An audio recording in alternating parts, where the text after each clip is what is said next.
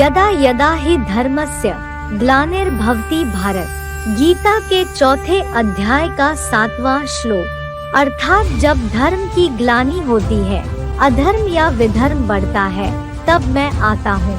धर्म की ग्लानि अर्थात एक व्यापी भगवान को सर्वव्यापी बता देते हैं।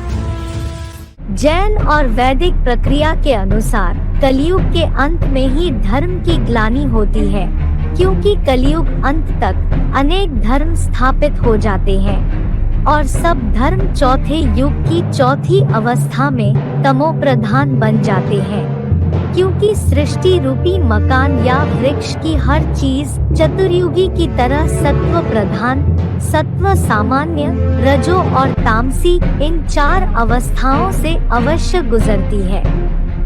सर्वभूतानि सम्मोहम सर्गे यान्ति परन्तप। गीता के 7वें अध्याय का 27वां श्लोक। अर्थात सब प्राणी कल्पांत काल अर्थात चतुर्युगांत में संपूर्ण मूढ़ता को पहुंच जाते हैं। अवजानन्ति माम मूढ़ा मानुषीम तनुमाश्रितम।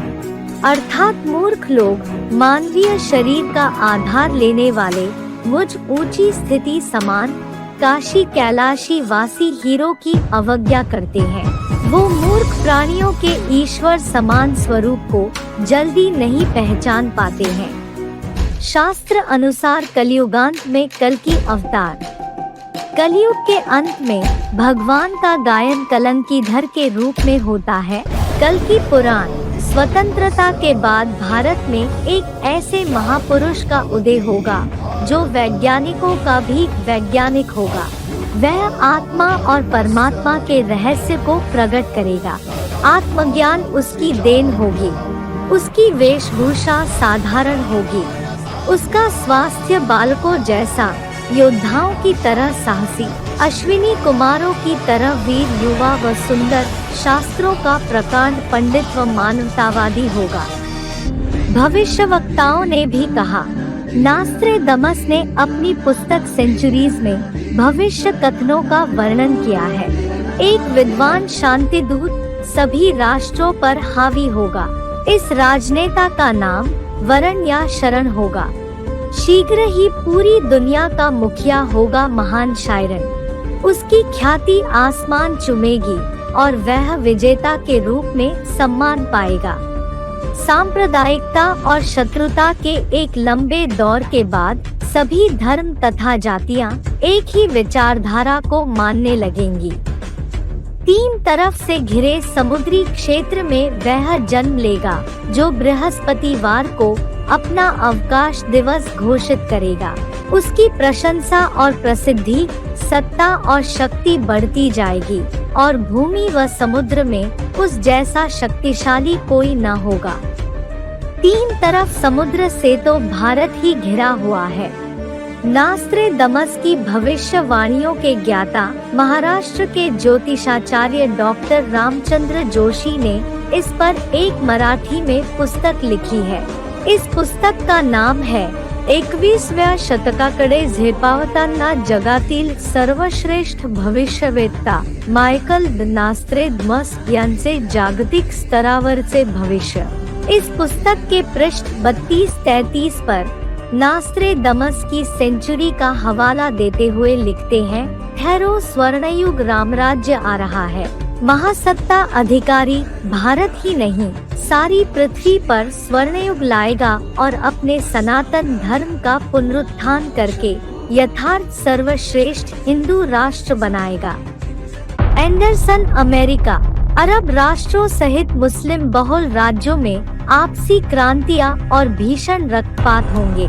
इस बीच भारतवर्ष में जन्मे महापुरुष का प्रभाव व प्रतिष्ठा बढ़ेगी। यह व्यक्ति इतिहास का सर्वश्रेष्ठ मसीहा होगा। वह एक मानवीय संविधान का निर्माण करेगा जिसमें सारे संसार की एक भाषा, एक संघीय राज्य, एक सर्वोच्च न्यायपालिका, एक झंडे की रूपरेखा होगी। ग्रेरार्ड क्राइसे, हॉलैंड। भारत देश में एक ऐसे महापुरुष का जन्म हुआ है जो विश्व कल्याण की योजनाएं बनाएगा। Joule burn. संसार के सबसे समर्थ व्यक्ति का अवतरण हो चुका है। वह सारी दुनिया को बदल देगा। उसकी आध्यात्मिक क्रांति सारे विश्व में छा जाएगी। एक और संघर्ष होंगे, दूसरी ओर एक नई धार्मिक क्रांति उठ खड़ी होगी जो आत्मा और परमात्मा के नए नए रहस्य को प्रकट करेगी। वह महापुरुष 1962 से पूर्व जन्म ले चुका है। उसके अनुयायी एक समर्थ संस्था के रूप में प्रकट होंगे और धीरे धीरे सारे विश्व में अपना प्रभाव जमा लेंगे। असंभव दिखने वाले कार्य को भी वे लोग उस महापुरुष की कृपा से बड़ी सरलता से संपन्न करेंगे। प्रोफेसर कीरो, भारत का अभ्युदय एक सर्वोच्च शक्ति के रूप में हो जाएगा, पर उसके लिए उसे बहुत कठोर संघर्ष करने पड़ेंगे। देखने में यह स्थिति अत्यंत कष्टदायक होगी, पर इस देश में एक फरिश्ता आएगा जो हजारों छोटे छोटे लोगों को इकट्ठा करके उनमें इतनी आध्यात्मिक शक्ति भर देगा कि वे लोग बड़े बड़े बुद्धिजीवियों की मान्यता मिथ्या सिद्ध कर देंगे। गोपीनाथ शास्त्री, अवतारी महापुरुष द्वारा जबरदस्त वैचारिक क्रांति होगी जिसके फलस्वरूप शिक्षण पद्धति बदल जाएगी। वर्तमान शिक्षा प्रणाली केवल पेट भरने तक ही सीमित है। कथित आत्मज्ञानहीन बुद्धिजीवियों से लोगों की घृणा होगी। भारतवर्ष का एक ऐसा धार्मिक संगठन नेतृत्व करेगा जिसका मार्गदर्शक स्वयं भगवान होगा। धार्मिक आश्रम जन जागृति के केंद्र बनकर कार्य करेंगे।